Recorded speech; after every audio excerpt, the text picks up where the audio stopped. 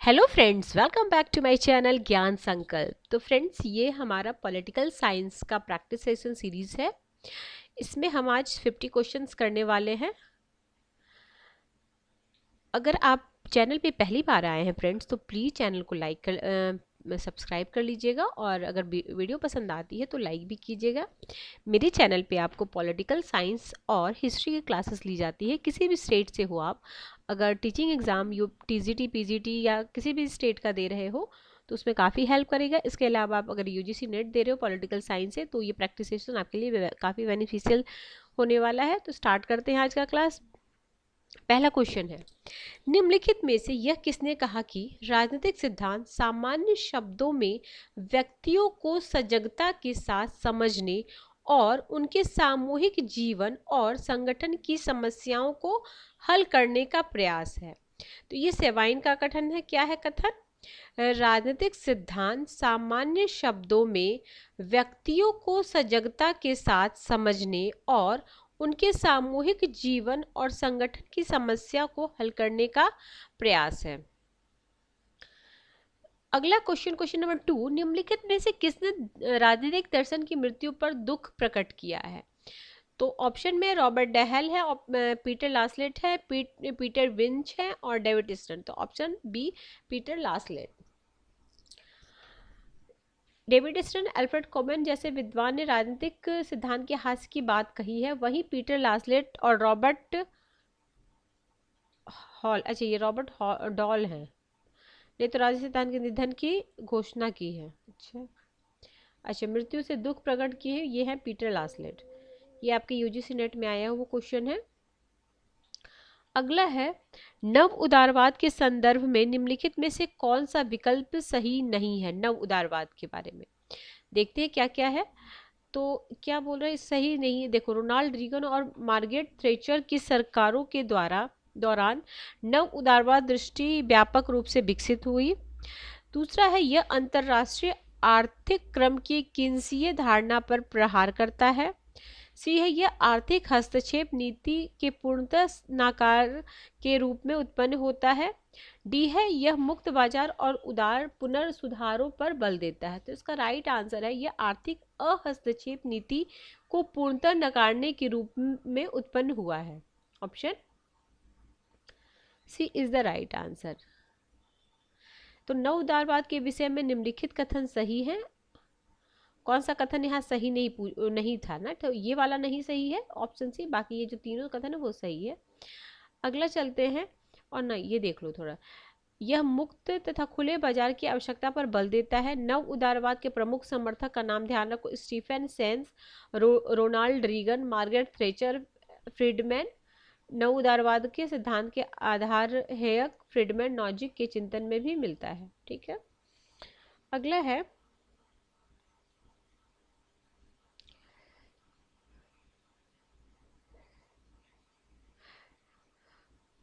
उत्तर मार्क्सवाद के संदर्भ में निम्नलिखित में कौन सा विकल्प सही है? सही पूछा जा रहा है, वहां गलत पूछा जा रहा था, यहाँ सही पूछा जा रहा है। तो देखो तीनों सही है।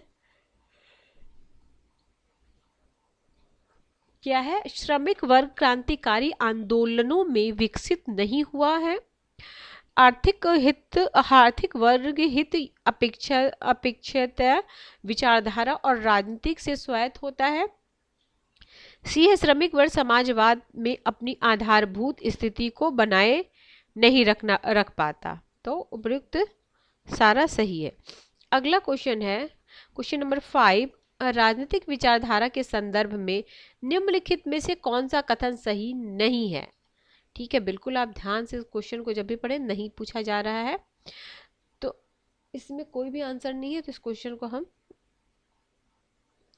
अगला क्वेश्चन है, एक मिनट, लेनिन की पार्टी इस रूप में संचित थी कि कुछ लोग अभिजात्य तथा बौद्धिक और नैतिक रूप से श्रेष्ठ होकर अल्पमत श्रमिक वर्ग का महत्वपूर्ण हिस्सा और कर्णधार बन सके।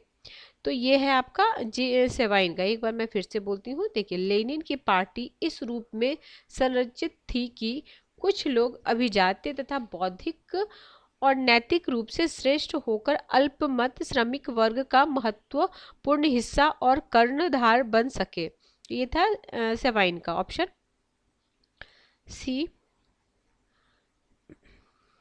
देखिए, लेनिन की पार्टी इस रूप में संरचित थी कि कुछ लोग अभिजात्य तथा बौद्धिक और नैतिक रूप से श्रेष्ठ होकर अल्पमत श्रमिक वर्ग का महत्वपूर्ण हिस्सा और कर्णधार बन सके। अगला क्वेश्चन है क्वेश्चन नंबर 7। निम्नलिखित में से कौन सा तथ्य मार्क्स के अलगाव के सिद्धांत के संदर्भ में असत्य है, मतलब असत्य सत्य नहीं है? तो ये है प्रजाति मात्र से अन्न अलगाव। देखो, उत्पादन से अलगाव है, श्रम कार्यों से अलगाव है, व्यक्ति से व्यक्ति का अलगाव है, ये वाला नहीं, ऑप्शन नंबर सी। देखो, मार्क्स ने अलगाव सिद्धांत में पूंजीवादी समाज में मनुष्य में अपनापन नहीं रह जाता, वो प्रकृति से भी हो जाता है दूर। अलगाव अपनी रचना से अलगाव, अपने समाज से, यहाँ तक कि अपने आप से, मतलब व्यक्ति से व्यक्ति भी वो हो जाता है। 4 परायपन का सिद्धांत उन्होंने 4 से अलगाव की बातें कही है उन्होंने।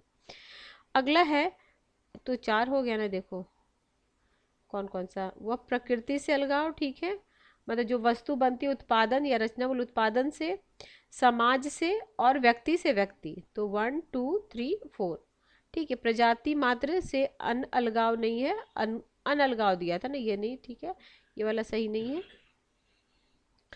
अगला है मैच द फॉलोइंग करना है हमें। थॉमस पॉग है, माइकल वॉल्जर है, सुजान मोलर ऑकिन है, जॉन रॉल्स है। तो अब इसमें सबसे पहले आपको जो भी आता हो, अगर इस तरह के क्वेश्चन में, यही देखो वितरण, तो इसमें ऑप्शन देखते हैं, वितरण योग्य न्याय, न्याय समुदाय परक, अपरिपेक्ष न्याय की स्त्रीवादी संकल्पना। तो स्त्रीवादी कौन है? सुजान हॉकिंस होंगी। तो सी में तो 3 होगा, सी में 3 के लिए तो हमें ए और बी, मतलब ये तो हमारा एलिमिनेट हो गया। अब विश्व न्याय की बात वो बोलेंगे थॉमस पॉग, ए का 4 होगा, तो ऑप्शन बी हो जाएगा।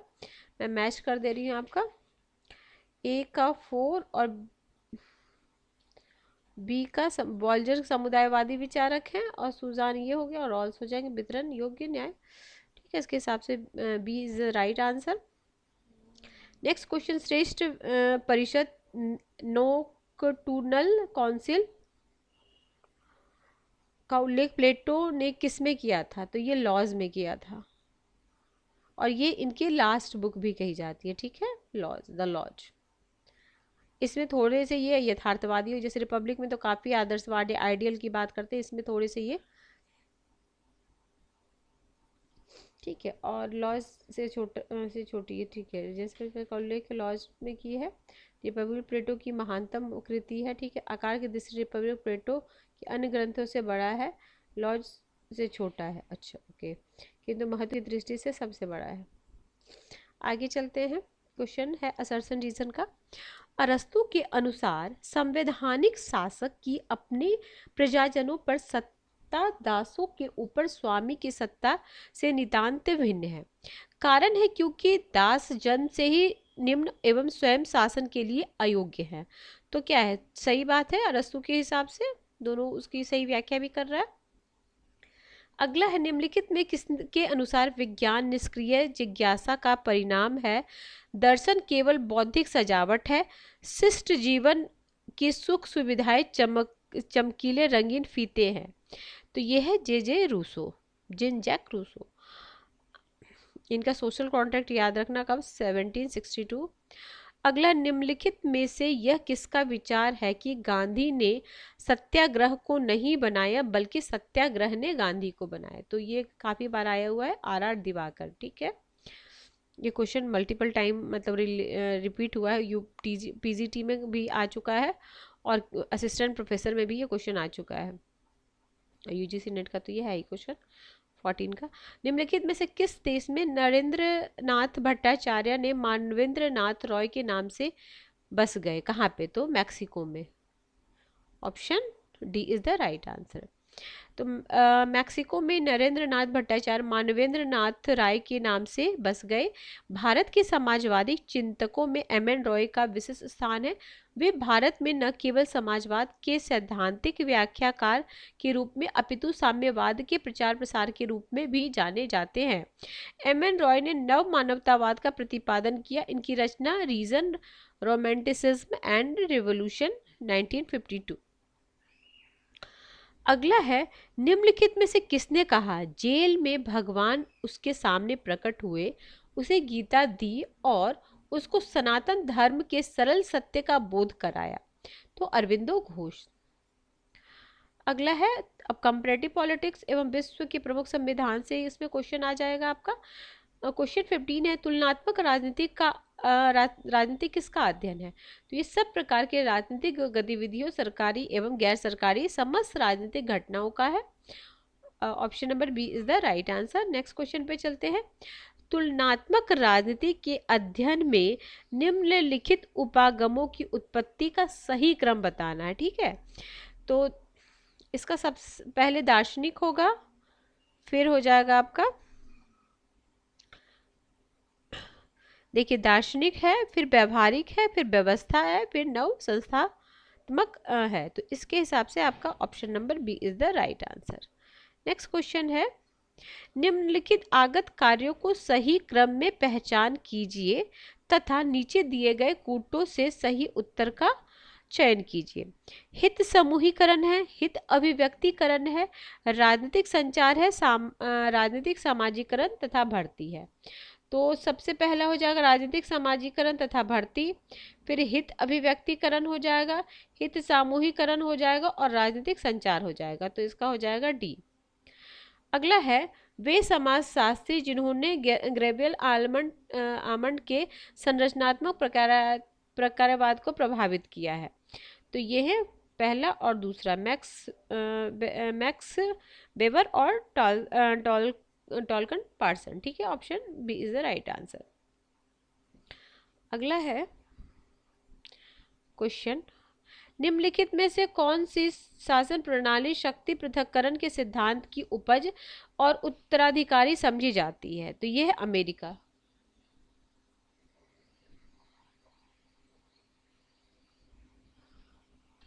अगला है, देखिए राजनीतिक प्रणाली के रूप में अमेरिका के संविधान की प्रमुख विशेषता शक्ति पृथक्करण तथा नियंत्रण एवं संतुलन की प्रणाली, जिसका तात्पर्य सरकार के तीनों अंगों विधायिका, कार्यपालिका और न्यायपालिका का स्वतंत्र होना, शासन की समस्त शक्तियां तीनों अंगों में बांट दी जाती है।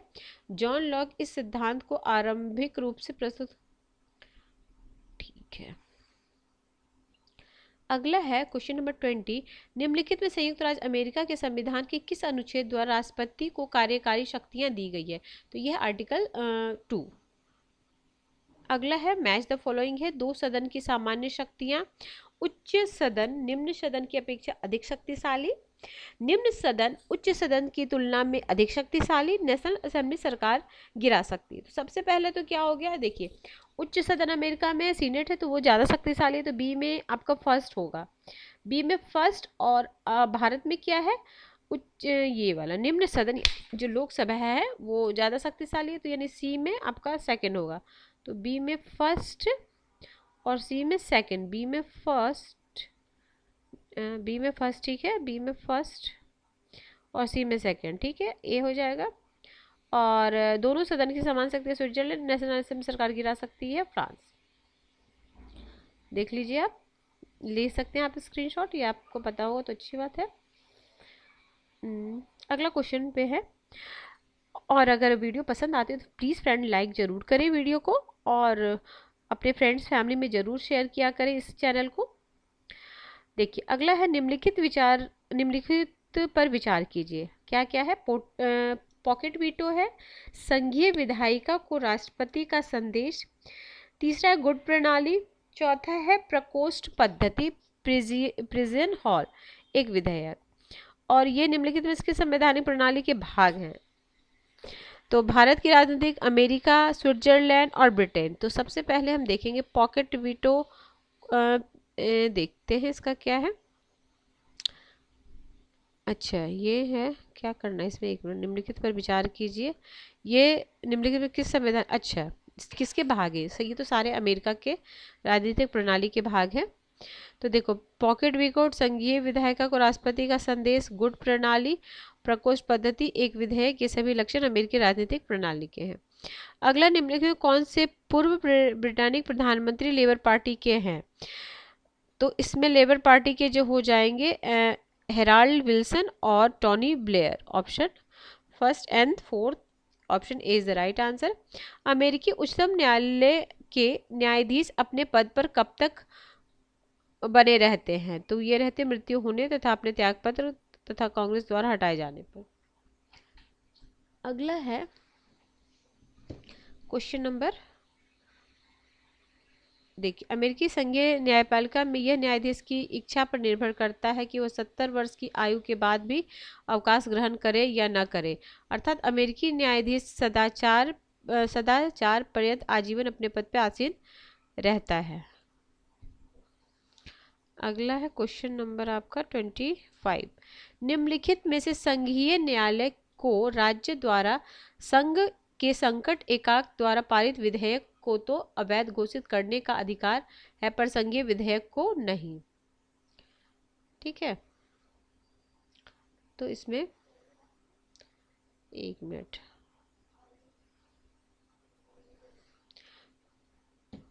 तो इसका हो जाएगा right answer Switzerland federal tribunal, option C. अगला है, असर्सन रीजन का ब्रिटेन की संसद संप्रभु है, इंग्लैंड की महारानी नाममात्र राज्य का प्रमुख है। तो इसका राइट आंसर हो जाएगा, दोनों सही है बट व्याख्या नहीं है। अगला है, ब्रिटेन की समिति का क्या नाम है जो करों और मांग विधेयक को देखती है? तो साधन और उपाय समिति। अगला है क्वेश्चन नंबर 28। ब्रिक्स के अनुसार समानता एवं क्षमता में संतुलन की कमी है, तो विकास का फंदा। अगला, यदि भारतीय एक होना चाहते हैं और एक समान संस्कृति विकसित करना चाहते हैं, तब यह समस्त भारतीयों का अनिवार्य कर्तव्य है कि हिंदी को अपनी भाषा के रूप में अपनाएं। कोई भी भारतीय इस प्रस्ताव को नहीं मानता, वह भारतीय कहलाने का अधिकारी नहीं है। तो ये अंबेडकर का कथन है। अगला है, निम्नलिखित में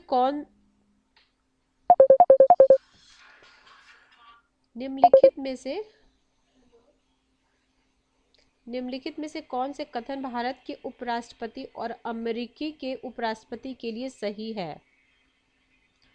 तो ये हो जाएगा 1, 2 और 3। क्या क्या है देखते हैं।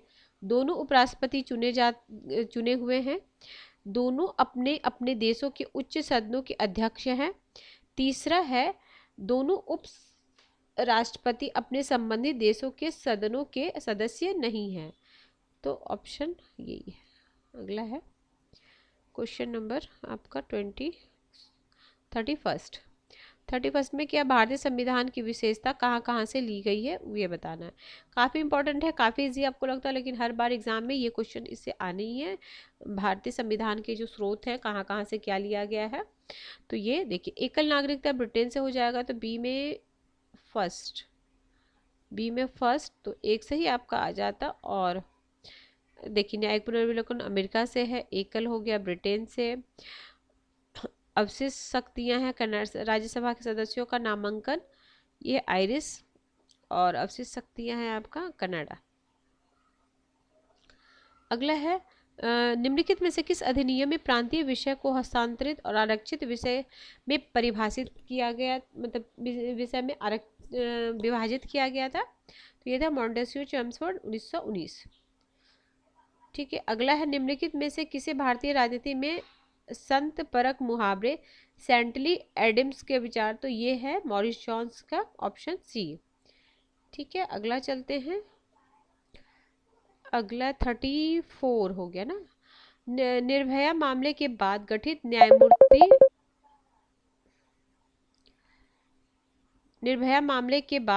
न्यायमूर्ति JS वर्मा समिति का सदस्य निम्नलिखित में से कौन था? तो ये था न्यायमूर्ति लीला सेठ, ऑप्शन बी।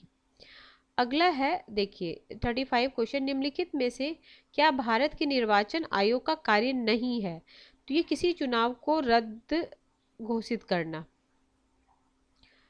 देखिए निम्नलिखित में से क्या भारतीय निर्वाचन आयोग का कार्य नहीं है? देखो, संसद और राज्य विधानमंडल, राष्ट्रपति और उपराष्ट्रपति का चुनाव कराना है, निर्वाचन नियमावली तैयार करना, मतों की गणना और परिणाम की घोषणा करना, चुनाव रद्द कराना उनका कार्य नहीं है।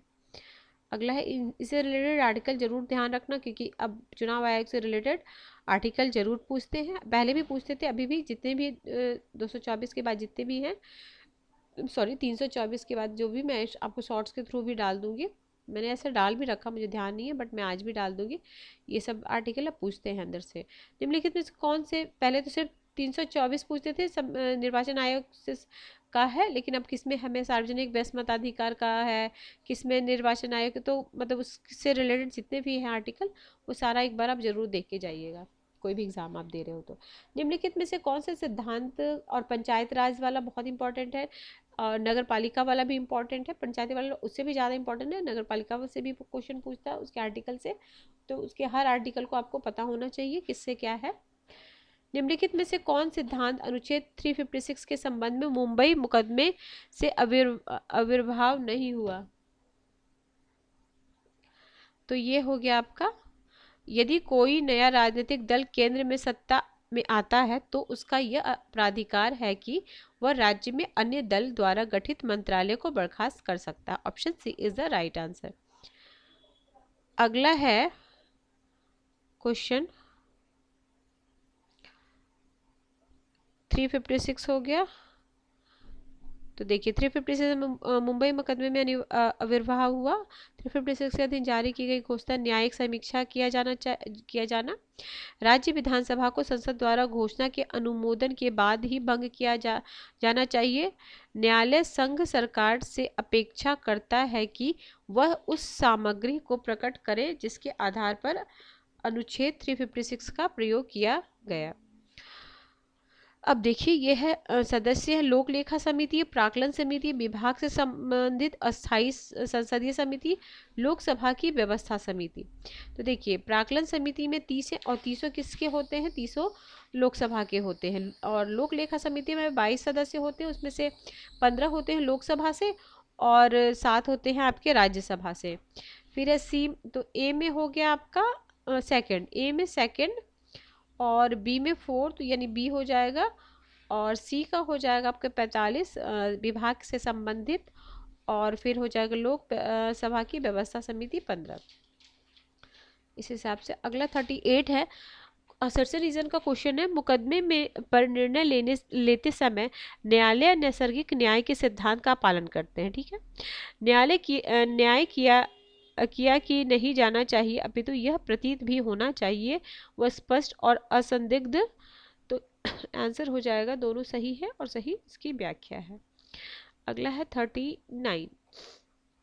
39 में क्या है, किसके प्रभावकारी वित्तीय नियंत्रण के लिए रूल ऑफ लैप्स आवश्यक है? तो संसद। Option B.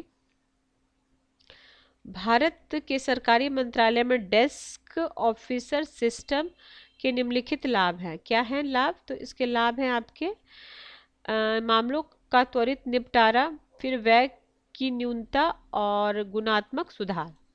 1, 3 और 4। अगला है केंद्र और राज्यों के लिए भारत में लोक सेवा आयोग संविधान के किस अनुच्छेद के अंतर्गत बनाए गए हैं? तो ये आपका 315, आर्टिकल 315। अगला है 42, अब इसमें है अखिल भारतीय सेवा है, केंद्रीय अन्वेषण ब्यूरो, भारतीय दंड संहिता, विशेष पुलिस प्रतिष्ठान। तो देखिए, तो दंड संहिता जो अब चेंज हुआ ये था 1860। सी का आपका सेकंड, सी में सेकंड आपका, बी 1-2 में था, तो इसका राइट आंसर 4 है। 63 में हो जाएगा आपका ये केंद्रीय CBI, केंद्रीय अन्वेषण ब्यूरो, और अखिल भारतीय सेवा का हो जाएगा आपका 4, 54, बाकी 41 हो गया आपका डी। अगला है, निम्नलिखित में से किसने भारतीय समाज को राजनीतिक दृष्टि से अराजनीतिक समाज बताया है? तो रजनी कोठारी। अब ये 2014 का, तो अभी के समय देखिए रिसेंट में जहाँ जहाँ इलेक्शन हुए उनके मुख्यमंत्री किस पार्टी से हैं, तो इस तरीके के क्वेश्चन बनते हैं। तो आप ध्यान रखिएगा। इधर जो अगर आप यूपी टीजीटी दे रहे हो, टीजीटी में तो मोस्ट प्रॉब्ली इतना नहीं पूछे, लेकिन पीजीटी में ज़रूर पूछेगा। अगर इधर दो साल 3 साल पहले जहाँ जहाँ इलेक्शन हुआ, मैक्सिमम 2 साल समझो, 2 साल, तो उनके प्रधानमंत्री मुख्यमंत्री और किस किस पार्टी से हैं ये पूछा जा सकता है। अगला है क्वेश्चन, ये हो चुका है। अगला है 45, निम्नलिखित में को कालक्रम में सजाना है। गुजरात का नवनिर्माण आंदोलन है, राज्य के रूप में महाराष्ट्र की स्थापना, भारत की कम्युनिस्ट पार्टी का विभाजन है, जनता पार्टी की स्थापना। तो इसका जो राइट आंसर है तो देखिए डी है।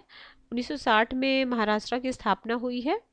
64 में आपका विभाजन हुआ कम्युनिस्ट पार्टी का। गुजरात का नवनिर्माण 74 में हुआ। 77 में जनता पार्टी की स्थापना।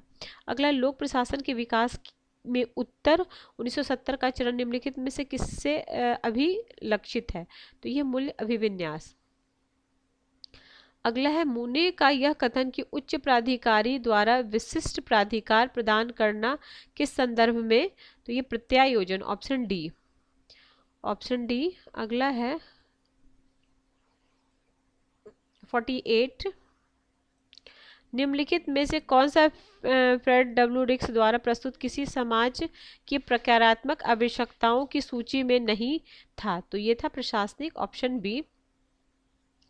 हर्बर्ट साइमन द्वारा दी गई निर्णय लेने की प्रक्रिया में निम्नलिखित में कौन सा चरण नहीं है, तो ये अनुमान प्रक्रिया नहीं है। और क्या क्या है, देखिए बौद्धिक स्तर है, डिजाइन है और चयन है। हर्बर्ट साइमन,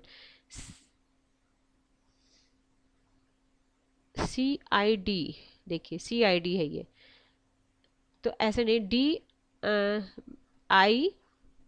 DIDC कर सकते हो क्रम में, ऐसे बौद्धिक, डिजाइन और चयन, या CID करके आप याद कर सकते हो। क्रम ना पूछे तो C से चॉइस हो गया, I से इंटेलेक्चुअल और D से डिजाइन। ठीक है, CID याद रखना। अगला है 50, आज के क्लास का लास्ट क्वेश्चन है। लिंकर्ट के अनुसार निम्नलिखित में से कौन सा नेतृत्व का एक प्रकार नहीं है, तो सहयोग प्राधिकार। इसमें 75 क्वेश्चन है। नेक्स्ट क्लास में मैं जो 25 बचे हैं वो करा दूंगी। तो ठीक है फ्रेंड्स, किसी वजह से ये चैनल अगर आपको हेल्प कर रहा है प्रिपरेशन में, तो ज़रूर चैनल को सब्सक्राइब कर ले, और जब सब्सक्राइब करें तो बेल आइकन को प्रेस करें, ताकि जब भी मैं आगे वीडियो डालूंगी तो आपको नोटिफिकेशन मिल जाएगा। और मेरे चैनल पे आपको पॉलिटिकल साइंस और हिस्ट्री की क्लासेस ली जाती है। काफ़ी सारे मैंने ऑलरेडी क्लास ले रखी है, बहुत सारे प्रैक्टिस सेशन और मॉक टेस्ट भी मैं करा रखी हूँ। आप एक बार प्लेलिस्ट को चेक करना, तो आपको काफ़ी बेनिफिशियल क्लासेस मिलने वाली है। तो ठीक है फ्रेंड्स, मिलते हैं हम नेक्स्ट वीडियो में। और पूरा वीडियो आपने देखा तो उसके लिए बहुत बहुत धन्यवाद।